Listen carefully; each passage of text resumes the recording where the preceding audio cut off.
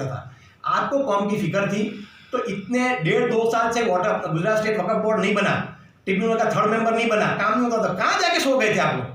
PIL हम लोग ने की, हमको फिक्र थी कौम की, इसलिए पीआईएल हमने की। लोगों को फिक्र नहीं थी। यही जो इलेक्शन लड़ने वाले जो थे उनको हम कहते थे कि आपके पीआईएल करने की जरूरत थी, जो आपके इलेक्शन लड़ना था।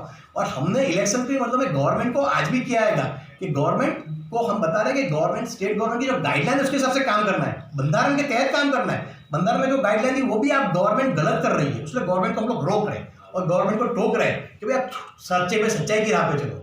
हम लोग ऑलवेज ये ट्रांसपेरेंसी में बिलीव करते हैं, वो फिर कहीं भी हो।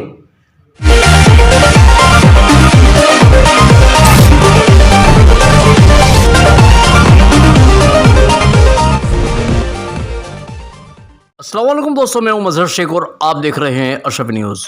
दोस्तों 15 तारीख को गुजरात वक्फ बोर्ड में मुतवल्ली के ओहदे के लिए चुनाव हुए थे। इस चुनाव में 14 उम्मीदवार खड़े हुए थे, लेकिन उनमें से 2 के उम्मीदवारी पत्र रद्द कर दिए गए थे। दोस्तों उनमें से ख़ासकर एक जो थे सुन्नी मुस्लिम वक्फ कमेटी बड़ा साहब, उनका भी फॉर्म रद्द कर दिया गया था। इसकी क्या वजह थी और उसके बाद सुन्नी मुस्लिम वक्फ कमेटी पर कई सवालात उठे थे। इन सब बातों का खुलासा लेने के लिए अहमदाबाद सुन्नी मुस्लिम वक्फ कमेटी के जनाब बड़ा साहब की मुलाकात की और जानने की कोशिश की कि इस बात में, इस इल्ज़ामात में कितनी सच्चाई है। मेरा नाम रिजवान कादरी है। मैं अहमदाबाद सुन्नी मुस्लिम वक्फ कमेटी का फ़िलहाल प्रेसिडेंट हूँ और बड़ा साहब भाई सैयद अभी अहमदाबाद सुन्नी मुस्लिम कमेटी हमारे साथ ट्रस्टी है फिलहाल।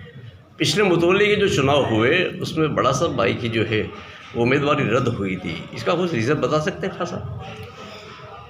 ये उम्मीदवारी रद्द होने में मेजर रीज़न ये है कि एक आदमी ने ऑब्जेक्शन दिया हुआ था और वो ऑब्जेक्शन के पॉइंट ऑफ व्यू से गुजरात स्टेट वक्फ बोर्ड ने टाइम बिंग एक डिसीजन लिया।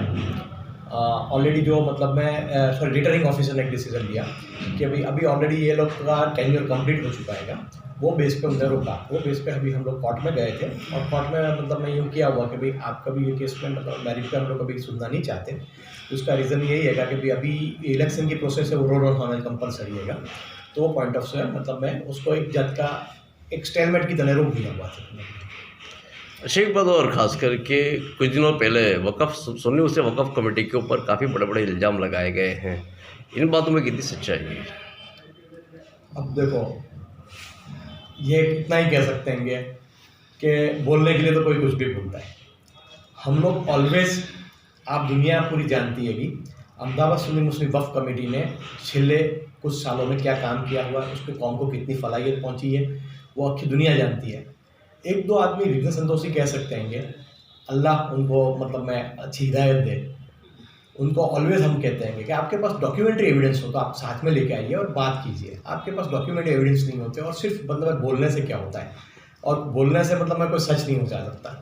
और उसके पास बिल्कुल सच में जो डॉक्यूमेंट्री एविडेंस है तो उसका आप लीगल एक्शन क्यों नहीं लेते?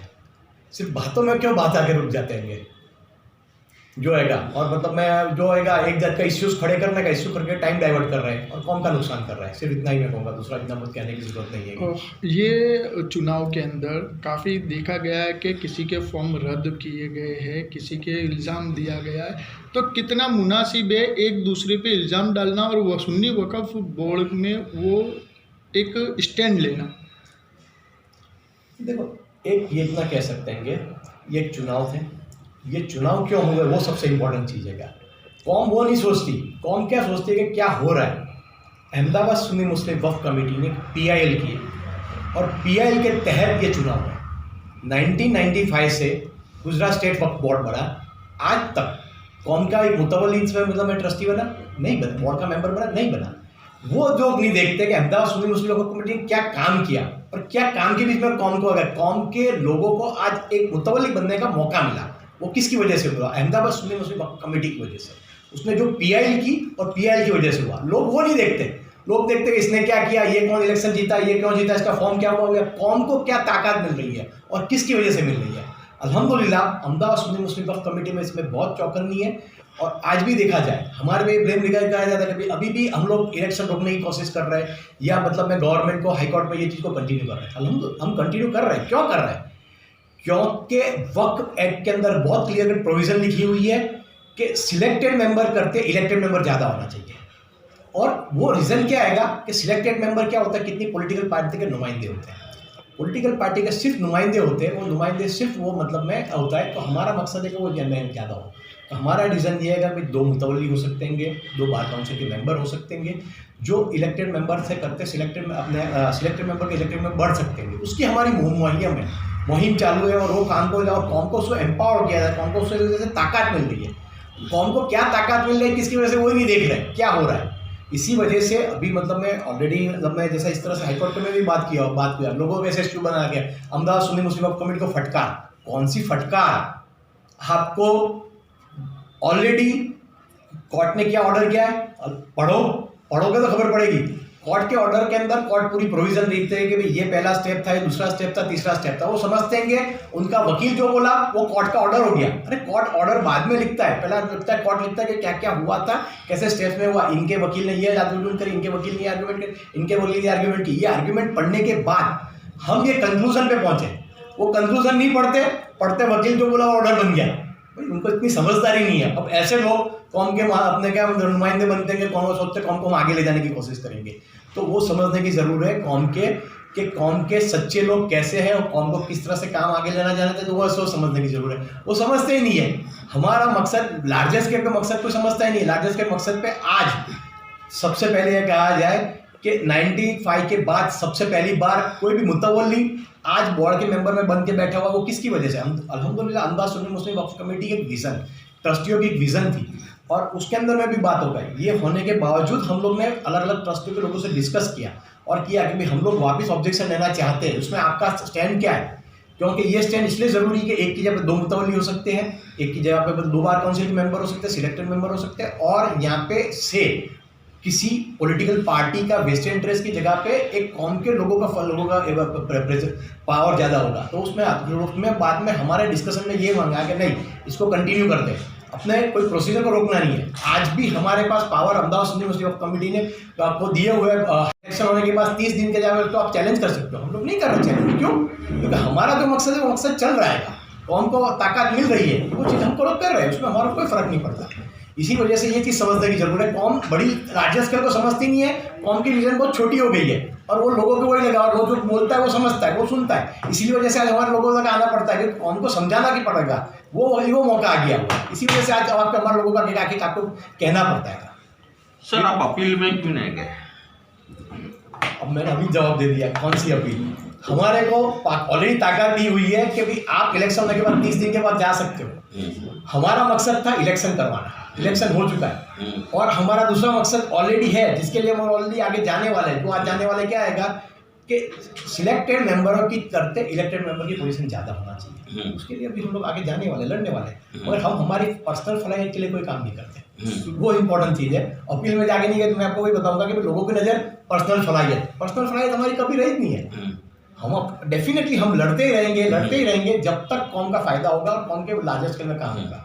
वो हमारी सिस्टम चलती रहेगी। सर आगे आपका स्टैंड क्या रहेगा? और ये जो आप पे आरोप लगाए गए हैं उसमें आगे आपका स्टैंड क्या रहेगा? देखो, फिर से मैं कहूँगा आरोप बेबुनियाद है, उसमें सच्चाई हो तो मतलब में क्यों नहीं आएगा। वो एक इश्यूज खड़ा किया जाता है और इश्यू 2017 से 2000 से किया जा रहा है। वो इश्यू पे मतलब बात है कि आज तक कुछ हुआ नहीं है, वो चीज़ है क्या। तो वो बेबुनियाद आरोप पे मतलब कोई बड़ी बात नहीं होती। मैं इतना बोलूँगा, कौन आज क्या देख रही है, अहमदाबाद सुन्नी मुस्लिम कम कर काम क्या कर रही है, यहाँ से साल में हर साल कितने लोगों को बेनिफिट पहुँचता है, वो इम्पोर्टेंट है। अहमदाबाद सुन्नी मुस्लिम वक्फ कमेटी जब हम लोग ट्रस्टी बन के आए थे, जबकि आमदनी पर मंथ 65,000 रुपये थी, आज पर मंथ आमदनी 13 लाख रुपये पहुँच रही है। 13 लाख रुपये हमारे स्टाफ के खिस्से में जा रहे हैं? नहीं जा रहे हैं। कौम के लिए आ रहे हैं और कौम के लिए फलाहियत के लिए काम लग रहे हैं। तो वो लार्जर स्केल पे देखो काम क्या हो रहा है और क्या रिजल्ट हो रहा है, कौम को फलाहियत हो रही है कि नहीं हो रही। सिर्फ हमारी ये वाली बात है, कितने लोगों का पर्सनल वेस्टेड इंटरेस्ट है कि अहमदाबाद सुन्नी मुस्लिम वक्फ कमेटी में ये ट्रस्टी नहीं चाहिए। क्यों? उनको हमारे से शायद दुश्मनी होगी। कौम को साथ दुश्मनी होती तो ऐसा तो कभी सोचते नहीं। वो एडमिनिस्ट्रेटिव अपॉइंट कर रहा है। क्यों? क्योंकि भाई वो करने से वो बहुत बड़ा झंडा जीत जाएंगे और कौम को क्या पता क्या हो जाएगा कि हम ट्रस्टी नहीं रहेंगे और एडमिनिस्ट्रेटर आएगा तो कौम के अंदर कल से जान की छड़ी फिर जाएगी और अहमदाबाद में बहुत अच्छे मुसलमानों अच्छे काम हो जाएंगे। ऐसा उनके दिमाग में शायद हो तो बेशक मोस्ट वेलकम, ऐसा होता हो तो, मगर वो नहीं हो सकता। वो सब चीज इंसान जानते हैं और सब इंसान समझते हैं। इसी वजह से आज हम लोग ने जो काम दिया हुआ, जो रिजल्ट दिया हुआ है, उसको लोग अप्रिशिएट करते हैं। ये सबसे बड़ी बात है। वक़्फ़ माफिया के अगर आपके इस सवाल में मैं एक बात और कहूँगा, रिजवान भाई ने जो बात की उसके साथ मेरी ये दरख्वास्त है कि समाज के लोग आगे आए, ऐसी जो भी संस्थाएं हैं वो संस्थाओं का सामाजिक ऑडिट करें, क्यों समाज के लिए क्या काम करती है, समाज के फायदे के लिए काम करती है, समाज के नुकसान के लिए काम करती है। वो सब कुछ देखकर अगर कोई संस्था अच्छा काम करती है उसको सपोर्ट करो, अगर कोई संस्था सही काम नहीं करती तो उसको सुधारने की कोशिश करो या वहाँ के ट्रस्टी को हटा दो, तो इससे एक अच्छा काम होगा। अपने पर्सनल मुफाद के लिए या तो पर्सनल दुश्मनावट के लिए या किसी के मन में कुछ होगा, जो भी होगा, तो उसके लिए काम नहीं करना है। जो काम करना है वो समाज के लिए करना है, समाज के लिए अपनी पॉजिटिव एनर्जी का यूज़ करना है, तो उससे समाज को फ़ायदा होगा। तो बस ये मैं यही कहना चाहता हूँ कि ये एलिगेशन की बजाय ये संस्था क्या काम कर रही है, उससे लोगों को क्या फ़ायदा पहुँच रहा है और वो सब काम सही से हो रहा है नहीं हो रहा है वो आप देखिए, और उसके लिए हम ओपन हैं, हम ओपन चैलेंज करते हैं। आप आओ यहाँ हमारे साथ बातचीत करो, अगर कुछ तकलीफ़ है तो तकलीफ़ भी हम दूर करेंगे। सर आपने कहा कि जो भी विवाद है आप हमारे सामने आके रखिए, हम उस विवाद को सुलझाएंगे। 2009 का एक कांड है धौलेरा के अंदर केवन शाह पीर की जो दरगाह की जो जगह थी यूनुस सलाट और MM सूफी चिश्ती ने बेची है, ये ओपन हो गया था, न्यूज़पेपरों में भी आया था। अभी तक वो फैसला क्यों नहीं आ रहा है? कहाँ सुन्नी वक़्फ़ कमेटी या बोर्ड उनको बचाना चाहती है?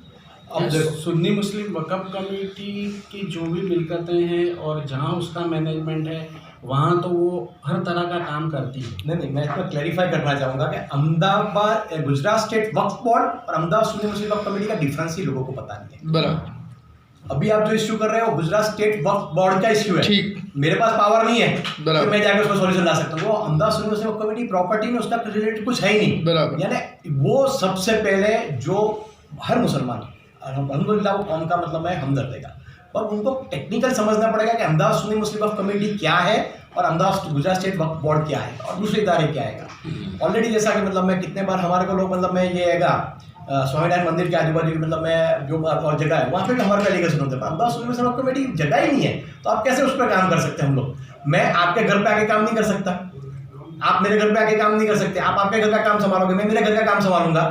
मेरे पास पावर नहीं है आपके घर में जाके सॉल्यूशन लाने का।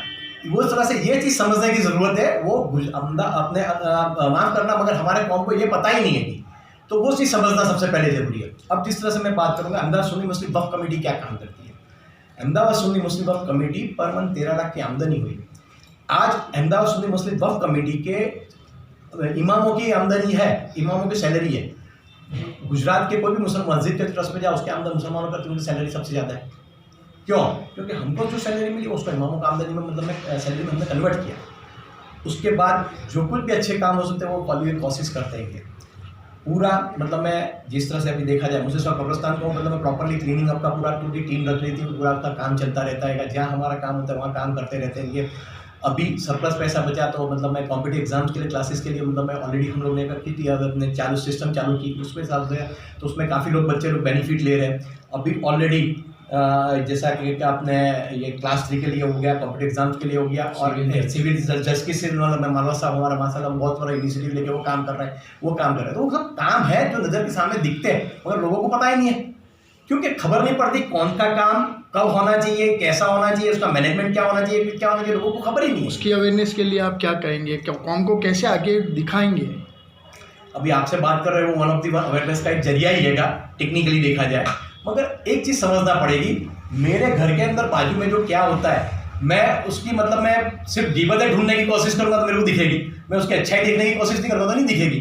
जो ही कौम आज एलिगेशन लगा रही है और कौम उसको मतलब मजा ले रही है या मतलब लोग आते हैं वो इनको मैं कहता हूँ कि आके आप देखो, जैसे बड़ा साहब ने बोला कि हर जगह पे हर इदारों पे सोशल ऑडिटिंग करते रहो। ये हमारी मोरल रिस्पॉन्सिबिलिटी है, हर मुसलमान की मोरल रिस्पॉन्सिबिलिटी है कि अपने सोशल पॉलिसिंग यानी जो पॉलिसिंग करना ज़रूरी है वो करता ही रहना चाहिए, देखता ही रहना चाहिए, और जहाँ काम होता है वहाँ उसको सपोर्ट भी करना चाहिए। 2002 के बाद या काफ़ी अपने CNRC के बाद काफ़ी मतलब नॉन मुस्लिम ऑर्गेनाइजेशन ने हमारे को ऐसा बोला कि भाई आपके मुसलमान लोग, हम लोग इतना आपके लोग काम करते हैं मगर हमारे साथ आपके कंधे से कंधा मिलाते नहीं है, तो हमको आपको काम करना ही नहीं अच्छा लगता। हमारी कौम ऐसी हो गई है कि कोई हमारे लिए काम करता है उसको अप्रिशिएट करना तो भूल ही गए।